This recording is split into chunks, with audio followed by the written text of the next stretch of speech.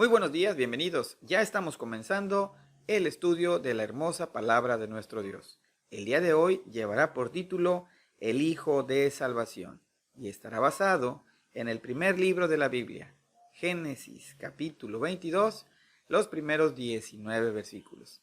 Te invitamos para que juntos seamos alimentados espiritualmente por la palabra del Señor y suplicamos a nuestro Dios que su bendición, protección y cobertura sea sobre todo su pueblo, que ayude a aquellas personas que están pasando por alguna necesidad y que sea con toda su creación y que sane nuestra tierra. Le pedimos también a nuestro Padre Celestial que bendiga ampliamente a los médicos y a aquellos que se dedican a colaborar en todo lo que tiene que ver a la salud de aquellos que están en enfermedad, y que su misericordia a través de su Espíritu Santo nos permita comprender el mensaje que seguramente Él ya tiene preparado desde antes de la fundación de los tiempos, para que a través de ello podamos glorificarle en todo momento. Quédate con nosotros y estudiemos juntos la palabra de Dios.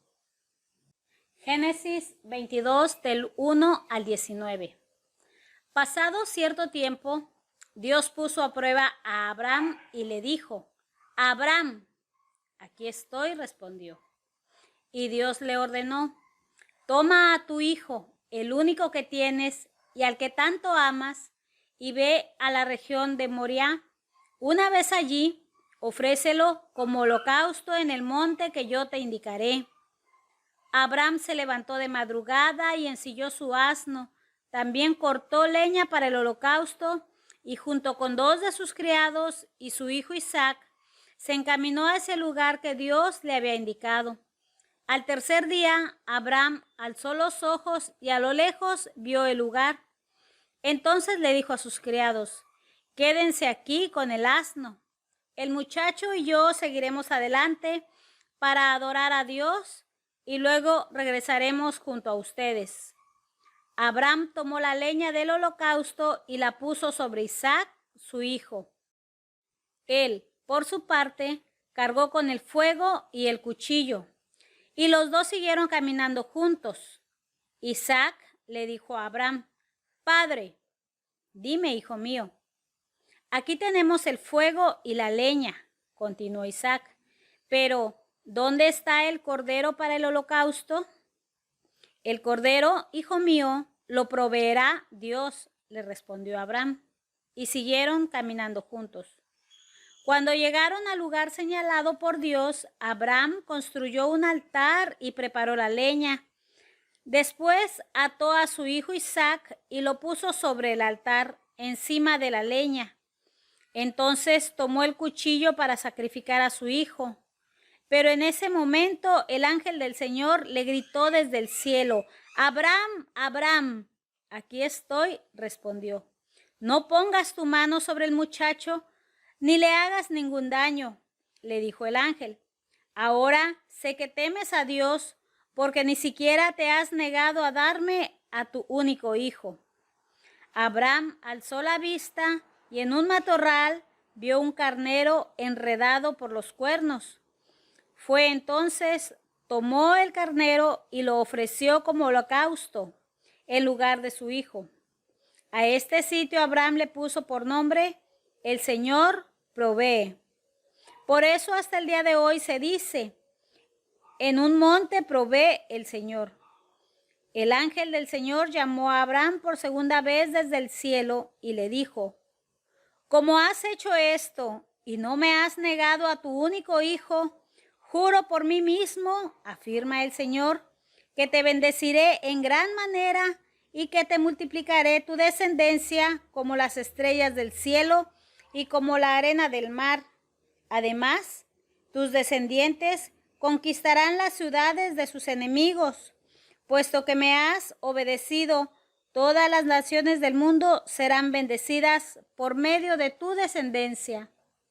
Abraham regresó al lugar donde estaban sus criados y juntos partieron hacia Berseba, donde Abraham se quedó a vivir. Amén. Y vamos al punto número 1, que es denominado la prueba de Dios, y estará basado en Génesis capítulo 22, los primeros 2 versículos. Y comenzando este estudio, podríamos hacer la siguiente reflexión. Bueno, hay muchas preguntas acerca de Dios y las más comunes son: ¿existe Dios? ¿Cómo es Dios? ¿Dios es real? ¿Dios creó el mal? ¿De dónde viene Dios? ¿Dios aún nos habla el día de hoy? Y vendrán muchas otras preguntas, ¿no? Que todas son, pues, tienen una validez porque el ser humano es movido precisamente a eso, a tratar de comprender lo que está a su alrededor. La propia palabra da respuesta a cada una de estas preguntas. Particularmente la porción que hoy estudiaremos nos va a ayudar y seguramente nos dará luz respecto al mensaje central de la propia palabra.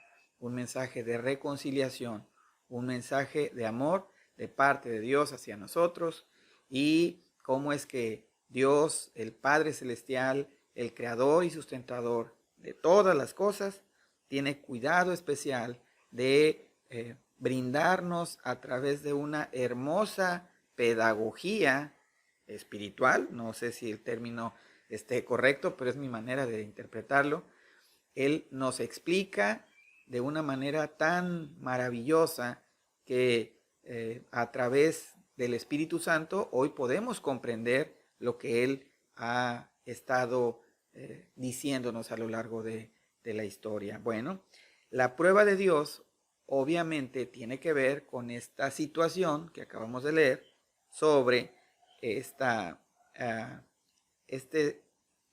imperativo que Dios hace a Abraham respecto a realizar un sacrificio. Y este sacrificio nosotros pudiéramos pensar que es algo que va en contra de la naturaleza de Dios o que va en contra de su propio proceder o como lo conocemos habitualmente. Pero yo te invito para que no pierdas de vista lo siguiente. Académicamente, pues las personas que hoy están cursando algún tipo de educación, ellos entienden que primero estudiamos un tiempo, una unidad o algún tema, y posterior viene una prueba. Y con la prueba somos evaluados. Así funciona académicamente. Espiritualmente no es tan diferente, no obstante que en la prueba también hay una enseñanza. Espiritualmente, después de la prueba, salimos fortalecidos. La propia palabra del Señor también habla acerca de que nosotros no llevamos una carga más allá de lo que debemos soportar y de que con la prueba también nos da la salida.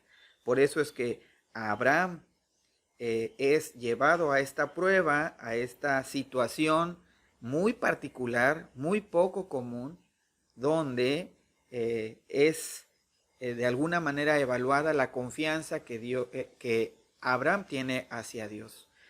Recordamos entonces en el versículo número 2, y donde está mencionando precisamente que tome a su hijo, al único que tienes, dice la palabra, y al que tanto amas, subrayándolo, y ve a la región de Moría. Y una vez ahí, ofrécelo como holocausto en el monte que yo te indicaré. Entonces, aquí no hay lugar a duda. Entender que el concepto que Dios, que la promesa que Dios se había hecho a Abraham, se había estado cumpliendo. Recordar lo que hemos estudiado los domingos anteriores, ya que siendo de edad avanzada, lo que ya sabemos con la esposa de Abraham también, el por qué Abraham se llama, por qué Abraham y su esposa han llamado a su hijo Isaac, que significa risa, y todo lo que hemos estado. Es decir, había una promesa, había una situación particular con este hijo. Y Abraham había depositado seguramente en su hijo, tal cual lo menciona la palabra, el amor de padre y de alguna forma también la esperanza que a través de su hijo se iban a cumplir las promesas que Dios había hecho. Esta situación parece injusta, parece a nuestros ojos terrenalmente hablando incomprensible. No obstante, después de entender que Abraham y su esposa, siendo personas normales como tú y como yo, sin embargo, a través de el amor de Dios y su misericordia los hace extraordinarios, es así, es el mérito de Dios, ellos también eran personas que se habían equivocado. Lee despacio Génesis y te darás cuenta que Abraham falló en varias ocasiones y también la incredulidad de su esposa fueron evidentes. Por tal motivo, efectivamente, requerían hacer un sacrificio para perdón de sus pecados, ya que eran pecadores. Lo que no podemos comprender tan fácilmente es cómo es que Dios le está pidiendo la vida de su propio hijo para ocupar el puesto del cordero que iba a ser sacrificado.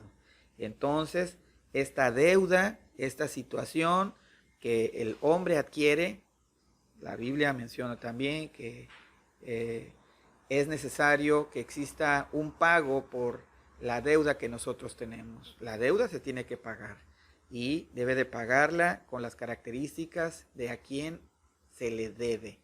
Y nosotros hemos fallado a Dios, por tal motivo nosotros tenemos una deuda gigantesca con Dios.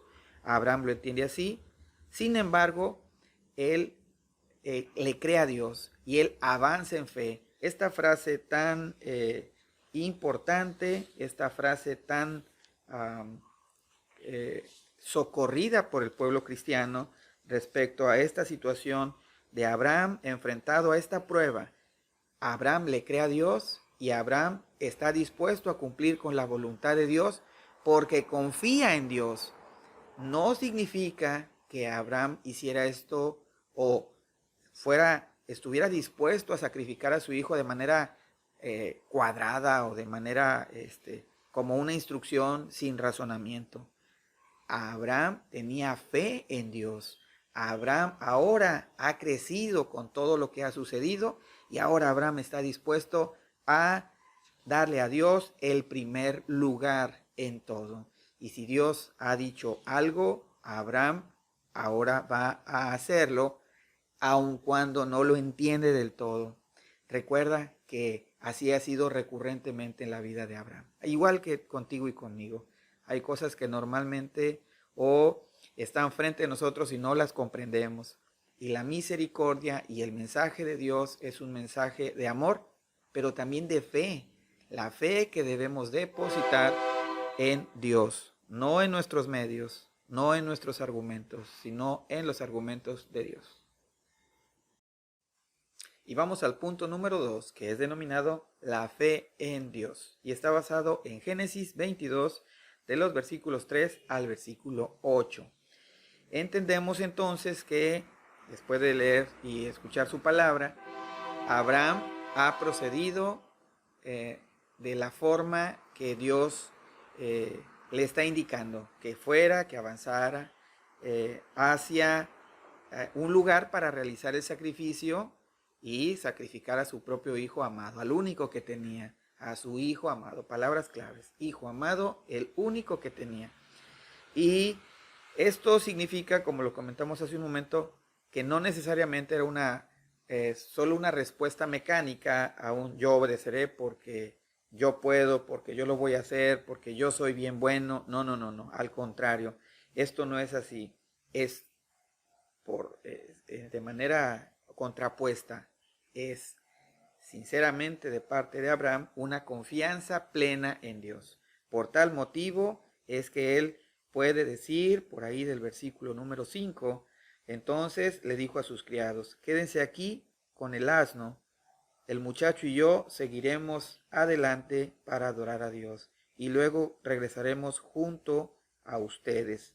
Fíjense, la palabra subrayada es regresaremos. ¿Qué quiere decir?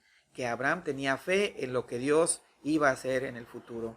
Abraham sabía que Dios, siendo el creador y sustentador y dueño de todas las cosas de la vida, e incluso como lo dice en el Nuevo Testamento, en Hebreos capítulo 11, del versículo 18 en adelante, dice: por la fe Abraham, que había recibido las promesas, fue puesto a prueba y ofreció a Isaac su hijo único, a pesar de que Dios le había dicho: tu descendencia se establecerá por medio de Isaac. Y sigue diciendo la palabra de Dios: consideraba Abraham que Dios tenía poder hasta para resucitar a los muertos, y así, en sentido figurado, recobró a Isaac entre los muertos.